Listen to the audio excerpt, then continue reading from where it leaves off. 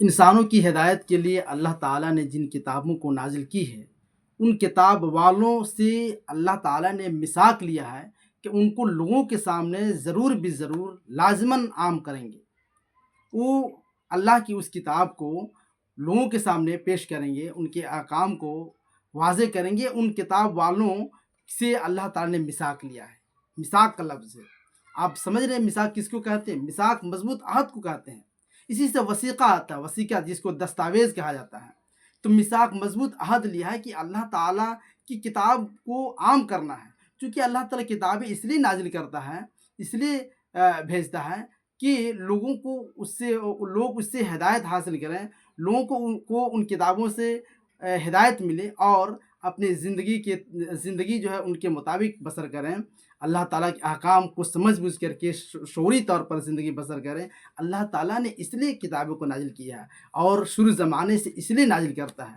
تو ان تمام کتاب والوں سے اللہ تعالیٰ نے یہ مضبوط عہد لیا ہے کہ ان کی تعلیمات کو ہر حال میں عام کریں گے۔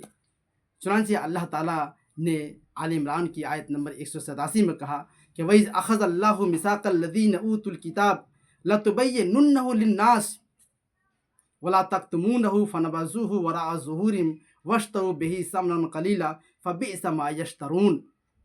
اللہ تعالیٰ نے ان سے جن کو کتاب دی گئی ہے عہد و پیمان لیا کہ اس کتاب کی تعلیم کو ضرور بھی ضرور لازماً لوگوں کے لیے عام کرو گے۔ لَتُبَيِّنُنَّهُ، آپ دیکھ رہے ہیں لَتُبَيِّنُنَّهُ، یہ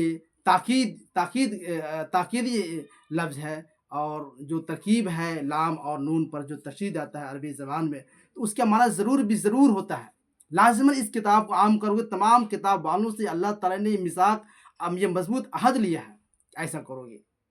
تو یہ اس لیے کہ یہ پوری دنیا کی انسانیت کا حق ہے کہ یہ جانے۔ پہلی بات تو یہ ہے کہ ہر شخص کو اللہ تعالیٰ کی کتاب کو جاننا، اللہ تعالیٰ کے ہدایت نامے کا علم رکھنا یہ ضروری ہے، اور جو جتنا جانے، جو جتنا سمجھتا ہو، اتنا اس کو لوگوں کے سامنے پیش کرنا، لوگوں کے لیے عام کرنا، یہ اس کی ذمہ داری بنتی ہے، اس کے لیے ضروری ہے۔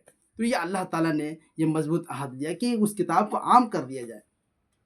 تو یہ جو ابھی جو اتل کتاب کہا گیا ہے، جن کو کتابیں دی گئی ہیں، تو یہ عام طور پر کہا جاتا ہے کہ یہودیوں کے سلسلے میں ہے، کہ یہودیوں سے کہا گیا تھا۔ صحیح بات ہے کہ اس وقت یہ یہود مخاطب تھے، اور ان سے کہا گیا کہ تم اللہ کی کتاب کو تم بیان کرو گے۔ کہا جاتا ہے کہ موسیٰ علیہ السلام نے تو ہر حالت میں اللہ کی کتاب کو، یعنی جو تورات کتاب تھی، اس کو ہر حالت میں اس کے احکام کو بیان کرنے کے لیے یہ لازماً تاکید کیا تھا کہ اس کی کتاب کو تم عام کرو گے ہر حالت میں، اٹھتے بیٹھتے چلتے پھرتے، یہاں تک کہ انہوں نے کہا تھا کہ تم اپنے گھروں کے چوکٹوں پہ لکھ دینا اس کی باتوں کو، تاکہ عام ہو جائے۔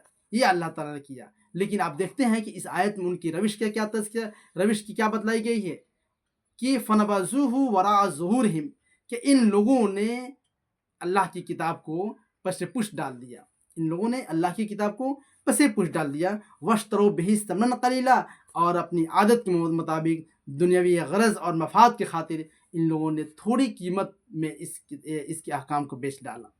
فَبِئْسَ مَا يَشْتَرُونَ، کتنی بری چیز ہے جس کا یہ سودا کر رہے ہیں۔ یہ اللہ تعالیٰ ارشاد فرمایا۔ اب سوال یہ ہے کہ یہ آیت قرآن مجید میں اس وقت ہمارے درمیان موجود ہے، تو یہ کیوں ہے؟ کیا قرآن صرف یہ پچھلی امتوں کا یہ داستان سناتا ہے، قصہ بیان کرتا ہے، محض قصہ گوئی مقصود ہے؟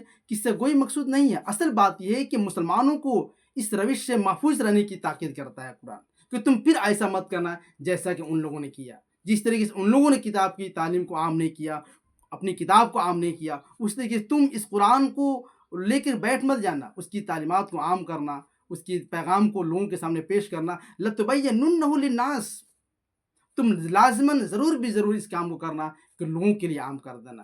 یہ اللہ تعالیٰ نے ہمارے لیے یہ واقعہ اس لیے بیان کرتا ہے کہ ہم اس روش سے بچیں۔ تو لہٰذا ضروری ہے کہ ہم میں سے ہر فرد قرآن کا علم رکھے، قرآن کو جانے، اللہ تعالیٰ کی اس ہدایت نامہ کو سمجھے، اس لیے کہ یہ فرض ہے. کہا کہ ان الذی فرض علیک القرآن، یہ قرآن کو اللہ تعالیٰ نے ہم پر فرض کر دیا ہے، اور اس کی تعلیمات کو جاننا ہمارے لیے ضروری ہے. خود بھی جانیں اور دوسروں تک پہنچائیں، دوسروں کے لیے عام کریں. یہ ہمارا فرض منصبی ہے، یہ ہمارے لیے ضروری اور لازم ہے. اللہ تعالیٰ نے ہم سے یہ مضبوط عہد لیا ہے.